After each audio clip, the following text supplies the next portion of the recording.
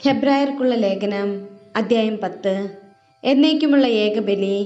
നിയമം വരാനിരിക്കുന്ന നന്മകളുടെ നിഴൽ മാത്രമാണ്, അവയുടെ തനിരൂപമല്ല. അതിനാൽ ആണ്ടുതോറും ഒരേ ബലി തന്നെ അർപ്പിക്കപ്പെടുന്നെങ്കിലും അവയിൽ സംബന്ധിക്കുന്നവരെ പൂർണ്ണരാക്കാൻ അവയ്ക്ക് ഒരിക്കലും കഴിയുന്നില്ല. അവയ്ക്ക് കഴിഞ്ഞിരുന്നെങ്കിൽ ബലിയർപ്പണം തന്നെ നിന്നു പോകുമായിരുന്നില്ലേ? ആരാധകർ ഒരിക്കൽ ശുദ്ധീകരിക്കപ്പെട്ടിരുന്നെങ്കിൽ പിന്നെ പാപത്തെക്കുറിച്ച് യാതൊരു അവബോധവും അവർക്കുണ്ടാകുമായിരുന്നില്ല. എന്നാൽ ഈ ബലികൾ മൂലം അവർ ആണ്ടുതോറും തങ്ങളുടെ പാപങ്ങൾ ഓർക്കുന്നു. കാരണം കാളകളുടെയും കോലാടുകളുടെയും രക്തത്തിന് പാപങ്ങൾ നീക്കിക്കളയാൻ സാധിക്കുകയില്ല. ഇതിനാൽ അവൻ ലോകത്തിലേക്ക് പ്രവേശിച്ചപ്പോൾ ഇങ്ങനെ അരുളി ചെയ്തു: ബലികളും കാഴ്ചകളും അവിടുന്ന് ആഗ്രഹിച്ചില്ല, എന്നാൽ അവിടുന്ന് എനിക്കൊരു ശരീരം സജ്ജമാക്കിയിരിക്കുന്നു. ദഹന ബലികളിലും പാപപരിഹാര ബലികളിലും അവിടുന്ന് സംപ്രീതനായില്ല. അപ്പോൾ പുസ്തകത്തിന്റെ ആരംഭത്തിൽ എന്നെക്കുറിച്ച് എഴുതിയിരിക്കുന്നത് പോലെ ഞാൻ പറഞ്ഞു: ദൈവമേ, അവിടുത്തെ ഇഷ്ടം നിറവേറ്റാൻ ഇതാ ഞാൻ വന്നിരിക്കുന്നു.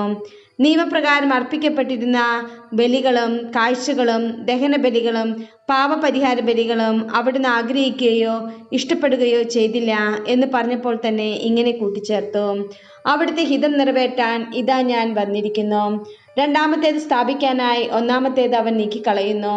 ആ ഹിതമനുസരിച്ച് യേശുക്രിസ്തുവിന്റെ ശരീരം എന്നേക്കുമായി ഒരിക്കൽ സമർപ്പിക്കപ്പെട്ടത് വഴി നാം വിശദീകരിക്കപ്പെട്ടിരിക്കുന്നു. പാപങ്ങൾ അകറ്റാൻ കഴിവില്ലാത്ത ബലികൾ ആവർത്തിച്ചർപ്പിച്ചുകൊണ്ട് ഓരോ പുരോഹിതനും ഓരോ ദിവസവും ശുശ്രൂഷ ചെയ്യുന്നു. എന്നാൽ അവനാകട്ടെ പാപങ്ങൾക്ക് വേണ്ടി എന്നേക്കുമുള്ള ഏകബലി അർപ്പിച്ചു കഴിഞ്ഞാൽ ദൈവത്തിന്റെ വലത്തുഭാഗത്ത് ഉപവിഷ്ടനായി ശത്രുക്കളെ തന്റെ പാദപീഠമാക്കുവോളം അവൻ കാത്തിരിക്കുന്നു. വിശദീകരിക്കപ്പെട്ടവരെ അവൻ ഏകബലി സമർപ്പണം വഴി എന്നേക്കുമായി പരിപൂർണരാക്കിയിരിക്കുന്നു. പരിശുദ്ധാത്മാവ് തന്നെ നമുക്ക് സാക്ഷ്യം നൽകുന്നു. ആ ദിവസങ്ങൾക്കു ശേഷം അവരുമായി ഞാൻ ഏർപ്പെടുന്ന ഉടമ്പടി ഇതാണ് എന്ന് കർത്താവ് അരുളി ചെയ്യുന്നു: എൻ്റെ നിയമങ്ങൾ അവരുടെ ഹൃദയങ്ങൾക്ക് ഞാൻ നൽകും, അവരുടെ മനസ്സുകളിൽ അവ ഞാൻ ആലേഖനം ചെയ്യും. അവിടുന്ന് തുടരുന്നു: അവരുടെ ദുഷ്പ്രവൃത്തികളും പാപങ്ങളും ഞാൻ ഇനി ഒരു കാരണവശാലും ഓർമ്മിക്കുകയില്ല. പാപമോചനം ഉള്ളിടത്ത് പാപപരിഹാര ബലി ആവശ്യമില്ലല്ലോ. ഉപദേശവും മുന്നറിയിപ്പും. എൻ്റെ സഹോദരരെ, യേശുവിൻ്റെ രക്തം മൂലം വിശുദ്ധ സ്ഥലത്തേക്ക് പ്രവേശിക്കാൻ നമുക്ക് മനോധൈര്യമുണ്ട്. എന്തെന്നാൽ തൻ്റെ ശരീരമാകുന്ന വിരിയിലൂടെ അവൻ നമുക്കായി നവീനവും സജീവവുമായ ഒരു പാത തുറന്നു തന്നിരിക്കുന്നു. ദൈവഭവനത്തിന്റെ മേൽനോട്ടക്കാരനായി നമുക്കൊരു മഹാപുരോഹിതനുണ്ട്. അതിനാൽ വിശ്വാസത്തിന്റെ ഉറപ്പുള്ള സത്യഹൃദയത്തോടെ നമുക്ക് അടുത്തു ചെല്ലാം.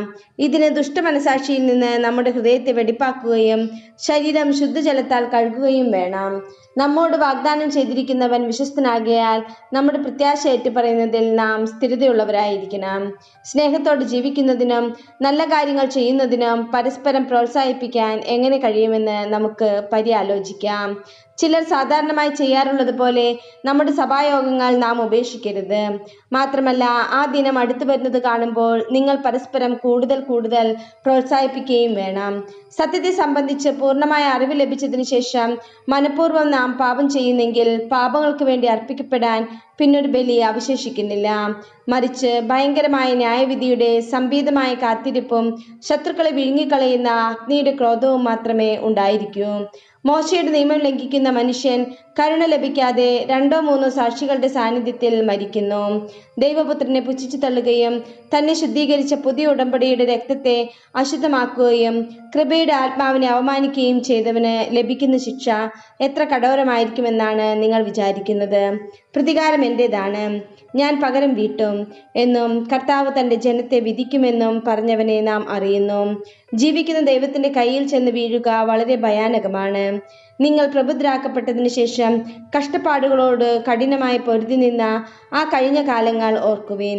ചിലപ്പോഴെല്ലാം നിങ്ങൾ വേദനയ്ക്കും അധിക്ഷേപത്തിനും പരസ്യമായി വിഷയമാക്കപ്പെടുകയും മറ്റു ചിലപ്പോൾ ഇവ സഹിച്ചവരുമായി പങ്കുചേരുകയും ചെയ്തു. തടങ്കലിലായിരുന്നപ്പോൾ നിങ്ങൾ വേദനകൾ പങ്കിട്ടു. ധനത്തിന്റെ അപഹരണം സന്തോഷത്തോടെ നിങ്ങൾ സഹിച്ചു. എന്തെന്നാൽ കൂടുതൽ ഉത്കൃഷ്ടവും ശാശ്വതവുമായ ധനം നിങ്ങൾക്കുണ്ടെന്ന് നിങ്ങൾ അറിഞ്ഞിരുന്നു. നിങ്ങളുടെ ആത്മധൈര്യം നിങ്ങൾ നശിപ്പിച്ചു കളയരുത്, അതിന് വലിയ പ്രതിഫലം ലഭിക്കാനിരിക്കുന്നു. ദൈവത്തിന്റെ ഇഷ്ടം നിറവേറ്റി അവിടുത്തെ വാഗ്ദാനം പ്രാപിക്കാൻ നിങ്ങൾക്ക് സഹനശക്തി ആവശ്യമായിരിക്കുന്നു. ഇനി വളരെ കുറച്ച് സമയമേയുള്ളൂ. വരാനിരിക്കുന്നവൻ വരിക തന്നെ ചെയ്യും, അവൻ താമസിക്കുകയില്ല. എൻ്റെ നീതിമാൻ വിശ്വാസം മൂലം ജീവിക്കും. അവൻ പിന്മാറുന്നെങ്കിൽ എൻ്റെ ആത്മാവ് അവനിൽ പ്രസാദിക്കുകയില്ല. പിന്മാറി നശിപ്പിക്കപ്പെടുന്നവരുടെ കൂട്ടത്തിലല്ല, വിശ്വസിച്ച് ആത്മരക്ഷ പ്രാപിക്കുന്നവരുടെ കൂട്ടത്തിലാണ് നാം.